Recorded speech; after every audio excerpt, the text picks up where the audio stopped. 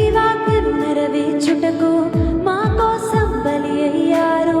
ప్రభు రాజ్యం ప్రకటించుటకు ప్రాణ